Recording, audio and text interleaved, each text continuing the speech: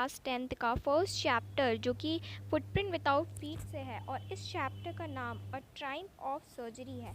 इस चैप्टर का समरी आज हम लोग पढ़ेंगे। तो चलिए वीडियो को स्टार्ट करते हैं। इस चैप्टर के जो नरेटर हैं उनका नाम मिस्टर हैरिट है, और वो एक वेटरनरी सर्जन है, मतलब कि जानवरों के सर्जन हैं। वो इस चैप्टर में जो डॉग है उसको लेके बहुत ही ज़्यादा परेशान है, जिसका नाम ट्रिकी है। इस डॉग का नाम ट्रिकी है। वो उसके मिस्ट्रेस को उसके साथ देखकर, यानी उसके मालकिन के साथ उसको देखकर बहुत ही ज़्यादा परेशान हो जाते हैं। वो जो कुत्ता है वो बहुत ही ज़्यादा मोटा हो गया है, बहुत बड़ा हो गया है, और बहुत ही बुरी तरीके से वो मोटा हो गया है। उसकी आंखें एकदम लाल हो गई हैं, उसकी जो जीभ है वो उसके जॉ लाइन से एकदम बाहर आ चुकी हैं, मतलब उसके जबड़ों से एकदम बाहर आ चुकी हैं,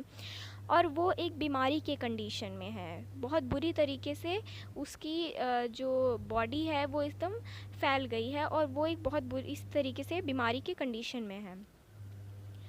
जो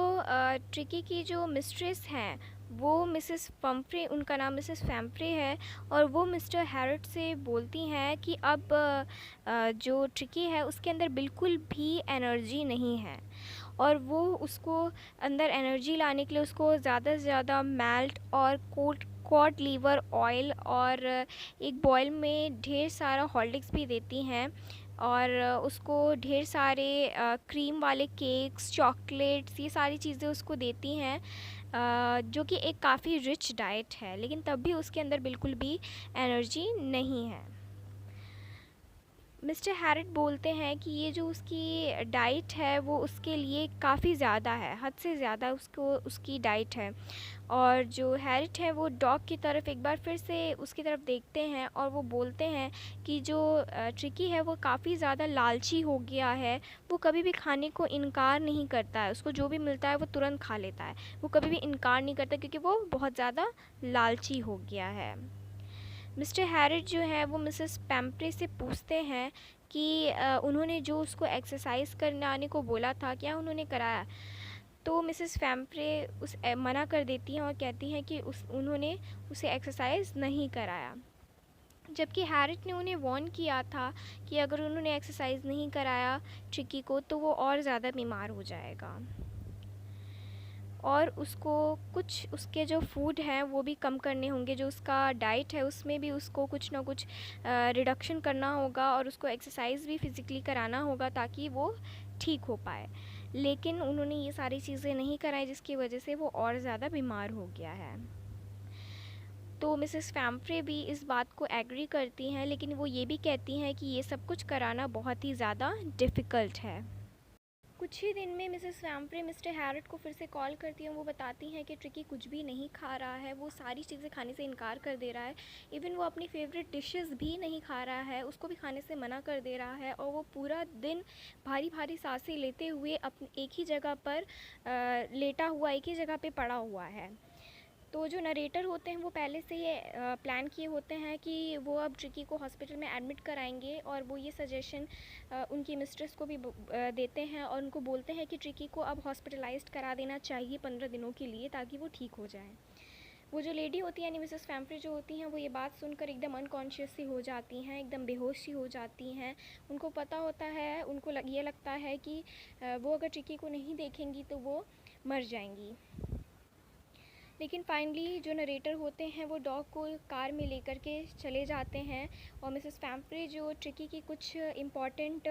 थिंग होते हैं, जैसे उसके बेड, उसके कुशन, उसके टॉयज़ और कुछ बाउल्स, उसके कोट्स, ये सारी चीज़ें उन्हें दे देती है। ट्रिकी हॉस्पिटल पहुंचता है तो बाकी जो कुत्ते होते हैं उसको देखते हैं, उसके चारों तरफ घूमते हैं और उसे इग्नोर करके वहाँ से चले जाते हैं। ट्रिकी का जो ट्रीटमेंट होता है वो धीरे धीरे स्टार्ट होता है, और ट्रिकी को 2 दिनों तक जो नरेटर होते हैं अपनी नज़रों के सामने रखते हैं, उसके ऊपर नज़रें रखते हैं, उसे देखते हैं कि वो क्या क्या करता है, और 2 दिन तक उसे एकदम सिर्फ पानी पर रखा जाता है, सिर्फ उसे पानी दिया जाता है, बिल्कुल भी खाना नहीं दिया जाता है। और तीसरे दिन जब बाकी सारे कुत्तों को खाना दिया जाता है तो जो ट्रिकी होता है वो उनको देखता है, उनको बाकी सारे कुत्तों को फॉलो करते हुए गार्डन में चला जाता है, और बाकी सारे कुत्तों को जब खाना दिया जाता है और सारे कुत्ते खाना फिनिश कर लेते हैं तो ट्रिकी उनके बाकी सारे कुत्तों के खाने के जो बाउल होते हैं उस बाउल के पास जाता है और उन बाउल को लिक करता है यानी चाटता है। तो इससे ये पता चलता है कि अब वो भी हंग्री है यानी भूखा है ट्रिकी भी, तो उसको भी कुछ खाने दिए जाते हैं। ट्रिकी धीरे धीरे इम्प्रूवमेंट करने लगता है और वो काफ़ी प्रोग्रेस हो रहा है अपने हेल्थ को लेकर के, और उसको कोई भी मेडिसिन वाली ट्रीटमेंट नहीं दी जाती है, उसको मेडिसिन से नहीं ठीक किया जाता, उसको सिर्फ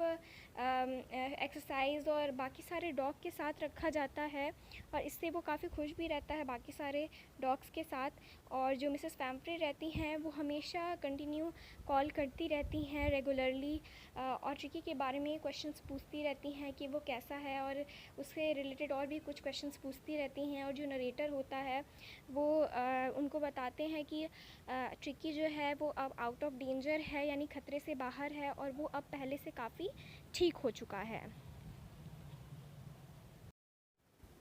मिसेस पैम्फ्रे अब ट्रिकी के लिए कुछ फ्रेश एग्स भी भिजवाने लगते हैं ताकि उसका स्ट्रेंथ और बिल्डअप हो सके, क्योंकि अभी अभी वो बीमारी से उठा रहता है। और जो नरेटर रहते हैं वो ट्रिकी को वाइन देना भी स्टार्ट कर देते हैं, खाने से पहले और खाने के बाद भी उसको वाइन देते हैं। और अब वो ब्रांडी भी पीने लगा है ट्रिकी।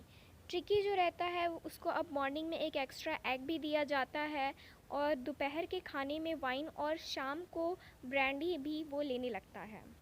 15 दिनों के बाद जो नरेटर होते हैं वो उसकी मिस्ट्रेस को कॉल करते हैं और उसको वहाँ से ले जाने के लिए बोल देते हैं। मिसेस पैम्फ्रे आ जाती हैं एक बहुत बड़ी सी कार में नरेटर के यहाँ उसको लेने के लिए, अपने ट्रिकी को लेने के लिए, और वो ट्रिकी के बारे में पूछती हैं क्या वो अब पहले से बेटर है, और नरेटर उसको एकदम फाइन बताते हुए वहाँ से ले जाने के लिए भी बोल देते हैं। जब ट्रिकी अपने मिस्ट्रेस को देखता है तो वो उनके लैप में यानी उनकी गोदी में आ जाता है और उनके फेस को लिक करने लगता है और बहुत ज़ोरों ज़ोरों से भौंकने लगता है। नरेटर जो होते हैं वो ट्रिकी की बाकी सारी जो चीज़ें होती हैं जो कि वहाँ पे यूज़ नहीं हुई रहती हैं लेकिन तब भी उनकी मिस्ट्रेस ने दिया रहता है, जैसे उसके कुछ बैग्स, टॉयज़, कुशन्स, कोट्स और बाउल्स, ये सारी चीज़ें उनके कार में रखवाते हैं और उसे वहाँ से ले जाने के लिए बोल देते हैं। जैसे ही कार चलने लगती है मिसेस पैम्फ्रे विंडो से बाहर झांकती हैं और उनके आंखों में आंसू भर जाते हैं और उनके होंठ एकदम कांपने लगते हैं और वो नरेटर से कहती हैं कि ये हमारी इस सर्जरी पे एक जीत हासिल हुई है, यानी ये जो ट्रिकी की जो सर्जरी हुई है, जो उसका जो ट्रीटमेंट हुआ है, उस पर उन लोगों की जीत हुई है। इसी के साथ ये वीडियो यहीं पे एंड होता है, ये स्टोरी यहाँ पे एंड होती है। और अगर वीडियो अच्छी लगी हो तो वीडियो को लाइक, शेयर और सब्सक्राइब ज़रूर करें।